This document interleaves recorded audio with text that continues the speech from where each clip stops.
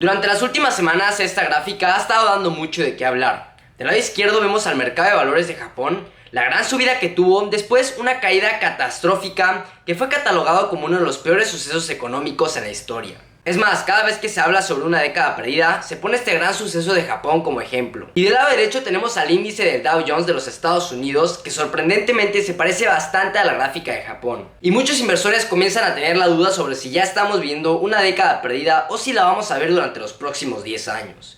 Pero ¿qué exactamente sucedió en Japón? Antes que nada quiero dar crédito a Graham Stephan, que publicó un artículo sobre cómo podemos comparar lo sucedido en Japón con lo que está viviendo actualmente Estados Unidos con la inflación y la Reserva Federal. Ahora bien, Japón, un país trabajador que había resurgido después de la guerra entre los años 70 y 80, justamente cuando el presidente Nixon decidió quitar el patrón oro del dólar estadounidense. Esto por supuesto dándole mucho mayor control a Estados Unidos sobre el mercado de petróleo mundial, pero también abriendo bastantes oportunidades a las economías emergentes. Los países que dependían en gran medida de exportaciones para sus economías, como Japón y Alemania, comenzaron a tener un superávit bastante notable contra Estados Unidos, lo cual les benefició bastante. Pero este crecimiento también inició una burbuja de activos en Japón. Los precios de los bienes raíces y las acciones comenzaron a subir fuertemente debido a los tipos de interés tan bajos que estábamos viendo en ese entonces. Esto causó una desconexión del precio de los activos en el mercado contra su valor real, y esto fue algo que se pudo haber detenido, pero el Banco Central de Japón decidió no hacerlo, ya que el gobierno japonés decidió no subir los tipos de interés debido a que en Estados Unidos acababa de pasar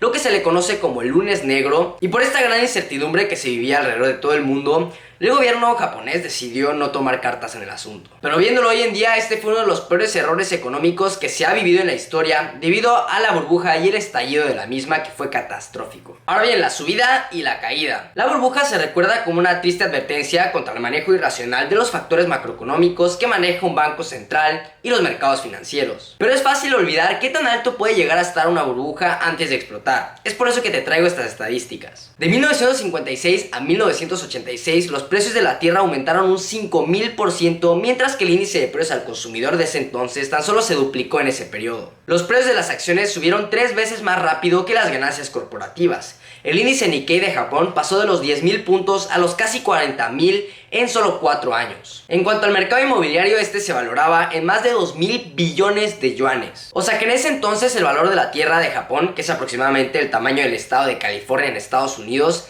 era 4.1 veces más grande del valor de la tierra de los Estados Unidos. Y esto teniendo en cuenta que Estados Unidos es 25 veces más grande que Japón, o sea que la tierra era 100 veces más cara. Este aumento absurdo en los precios de los activos claramente se estaba notando, pero todas las personas querían mantenerse invertidos, querían estar dentro del tren que estaba directamente hacia arriba. Pero esto solo le agregó leña al fuego, ya que cuando el gobierno decidió subir los tipos de interés, esto no hizo más que colapsar todo el mercado financiero en una caída que duró una década entera. Para que te des una idea, a día de hoy el mercado japonés cotiza a un nivel más bajo del que cotizaba hace 30 años. Y si crees que Estados Unidos está a salvo de una posible década perdida o cualquier otra economía, piénsalo 2 veces, ya que ninguna economía es indestructible ni eterna. Por ejemplo, en 1954 el Standard & Poor's 500 tenía el mismo precio que el que tenía justamente en 1929, antes de toda la crisis. De igual forma, el mercado de valores estaba más alto en 1968 que en 1978. Y si hubieras invertido en 1999, justamente antes de la burbuja del .com, te hubiera tomado 10 años en volver a recuperar el dinero que habías inicialmente invertido. Así que, como puedes ver, una década perdida no es exactamente fuera de lo común. Ya ha sucedido varias veces en la economía mundial. Pero ¿en dónde estamos parados hoy en día?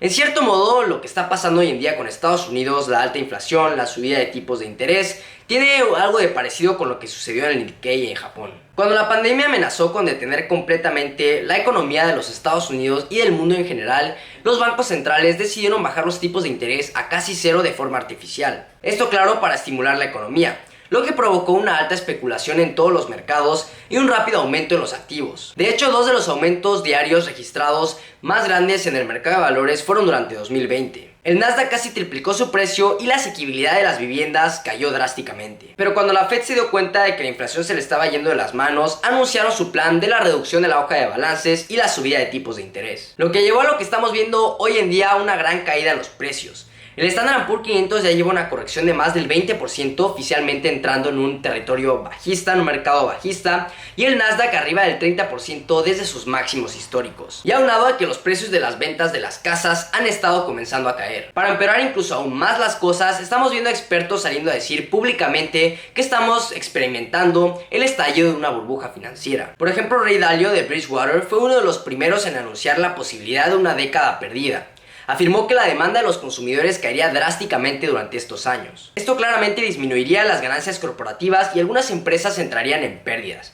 Si quieres ver un video sobre el nuevo orden del cambio mundial que fue basado en sus principios de Ray Dalio, te lo estaré dejando aquí en la pantalla por si quieres echarle un ojo. Por otro lado, también tenemos al vicepresidente de Blackstone Capital Management, que dijo que las acciones estaban en un nivel de burbuja. Comentó que las acciones estaban sobrevaloradas, que cada vez es más difícil obtener deuda barata, que las ganancias se desvanecerían y que por supuesto las acciones caerían a la par. Y finalmente, uno de los inversores más respetados en todo Wall Street, Charlie Munger, la mano derecha de Warren Buffett, dijo que las acciones y los bonos están en una burbuja. Comentó que esto es debido a la decisión de la Reserva Federal de mantener artificialmente bajos los tipos de interés, la gran cantidad de dinero que se imprimió durante estos años y los especuladores en bolsa que empezaron a tener gran apetito al riesgo por las inversiones especulativas. Esto hizo subir los precios de las acciones y de los activos a niveles insostenibles, lo cual puede provocar que los rendimientos en los próximos años sean debajo del promedio. Incluso Michael Burry, el que predijo la burbuja del 2008 del mercado inmobiliario, dijo que estamos viendo una alta especulación en los activos y esto podría llevar a los mercados al borde del colapso. Pero todo esto significa que estamos yendo directamente por el camino de Japón.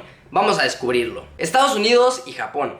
Aunque existe cierta similitud en lo que empezaba a desencadenar ciertos sucesos de la crisis de Japón con lo que estamos viendo hoy en día, las economías principales de Estados Unidos y Japón son algo distintas. Primero echemos un vistazo a la fuerza laboral. La fuerza laboral japonesa se ha reducido bastante debido a que cada vez está envejeciendo más la población y más personas no quieren tener hijos. Y combinado con que el gobierno de Japón es bastante estricto con las políticas de inmigración al país, esto no ayuda en mucho. Por ejemplo, en Estados Unidos la fuerza laboral extranjera es de 17.4% comparado al 1.5% en Japón. Es por eso que la economía japonesa se ha mantenido relativamente plana y estancada durante los últimos años. En segundo lugar, Japón es la cuarta economía de exportación más grande en el mundo, pero también depende en gran medida de las importaciones de petróleo. Así que cualquier problema que veamos en este suministro que esté fuera de sus manos podría dejarlos en una situación financiera bastante difícil. En tercer lugar, Japón tiene muchas empresas zombies. Estas son empresas que son subsidiadas por el gobierno, básicamente para que la gente tenga un trabajo a donde pueda ir. Si bien este es un problema de todo el mundo, las empresas zombies en Japón son bastante notables y en Estados Unidos este no es un gran riesgo. Y por último, la naturaleza de ambas economías es bastante distinta. En Estados Unidos todo se envuelve en el crédito y mientras que en Japón se mantiene con bastante efectivo. Para que te des una idea, el 52% de los activos que posee un ciudadano promedio se mantienen en efectivo. Esto tiene todo el sentido del mundo cuando nos ponemos a analizar la inflación negativa que ha tenido durante los últimos años, ya que ahí, opuesto a lo que ocurre de este lado del mundo, están teniendo inflación negativa, lo cual es mucho más beneficioso estar ahorrando que estar gastando dinero. Pero la seguridad que obtienen se compensa con un lento crecimiento económico, lo cual no es el caso de Estados Unidos. Ahora bien, ¿cómo hacer dinero durante una década perdida? ¿Es posible? Cualquier persona que hubiera invertido durante el periodo de una década perdida hubiera perdido dinero. Pero este solo es el caso si inviertes justamente antes de toda la caída y no inviertes ni un centavo más durante toda la década, ya que una caída no es un descenso directamente hasta el fondo. Hay altibajos, y si tú te hubieras mantenido con una estrategia de invertir constantemente, hubieras salido con ganancias de esa década. Por ejemplo, tomemos en cuenta el periodo de 2000 a 2012. Si hubieras invertido solo una vez al principio, tu rendimiento hubiera sido del 4.66% y un 32% si hubieras reinvertido estos dividendos. Pero si hubieras invertido constantemente mes tras mes en un ETF del Standard & Poor's 500 como el SPY, hubieras comprado cada vez más cercano a los mínimos. Tu rendimiento neto hubiera sido el 24% y un 42% reinvirtiendo los dividendos. Claro, un rendimiento anual promedio del 3.5% no es nada sorprendente ni mucho menos atractivo, pero comparado a un rendimiento de una década perdida que puedes incluso perder dinero, está bastante bien. Por eso incluso si vemos una década perdida, solo perderán aquellos que inviertan una sola vez y que no vuelvan a invertir constantemente en el mercado. Cualquiera que compre continuamente a través de los altibajos tendrá la oportunidad de crecer esos rendimientos y a su vez estará manteniendo una misma estrategia de forma pasiva. Y como dice Charlie Munger, hay que dejar de estarnos acostumbrando a los rendimientos tan grandes que hemos visto durante los últimos años, ya que eso no va a ser el caso siempre. En los próximos 10 años podremos ver un rendimiento cada vez más bajo del promedio. Por eso hay que esperar lo mejor y prepararnos para lo peor. Así que sí, es probable que vivamos una década perdida. Solemos tener una o dos en un periodo de una vida. Pero en el caso de Estados Unidos es bastante diferente su economía, fundamentalmente hablando, a lo que sucedió en Japón.